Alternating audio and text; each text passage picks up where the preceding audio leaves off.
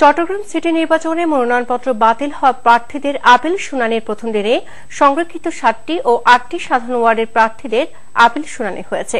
শুনানিতে সংরক্ষিত ওয়ার্ডের এক নারী কাউন্সিলর প্রার্থী নির্বাচনে অংশ নেওয়ার সুযোগ পেয়েছেন। আপিলেও প্রার্থিতা বাতিল হওয়া ৬ প্রার্থী উচ্চ আদালতে যাওয়ার ঘোষণা দেন।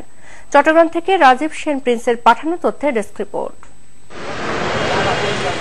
চট্টগ্রাম সিটি কর্পোরেশন নির্বাচনে কমিশনের যাচাই বাছাই থেকে বাদ পড়া একজন মেয়র, ৯ জন সংরক্ষিত ও ২১ জন সাধারণ কাউন্সিলর তাদের প্রার্থিতা ফিরে পেতে আপিল করেন। বিভাগীয় কমিশনারের কার্যালয়ে শুরু হয় শুনানি। প্রথম দিনে ৭টি সংরক্ষিত ও ৮টি সাধারণ ওয়ার্ড প্রার্থীর আপিল শুনানি হয়।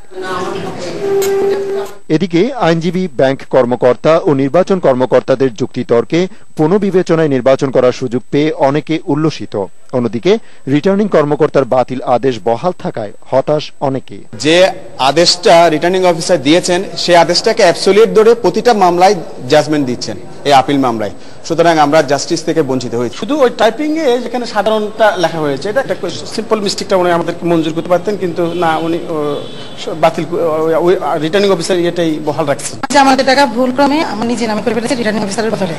সেক্ষেত্রে স্যার আমার ভুলটাকে ক্ষমা দৃষ্টিতে দেখেছেন এবং উনি আমার আপিল সংসদে সমাধান করেছেন। সবকিছুই যদি একই ধারাবাহিকতায় দেখা হয় তাহলে বিশেষ বিবেচনায় বা আমরা যারা নতুন আসছি তারা অবশ্যই হতাশাগ্রস্ত হয়ে যাচ্ছে। শুনানির বিচারক বিভাগীয় কমিশনার মোহাম্মদ আব্দুল্লাহ জানালেন, প্রার্থিতা ফিরে পাওয়ারাই নির্বাচনী মাঠে ফিরবেন।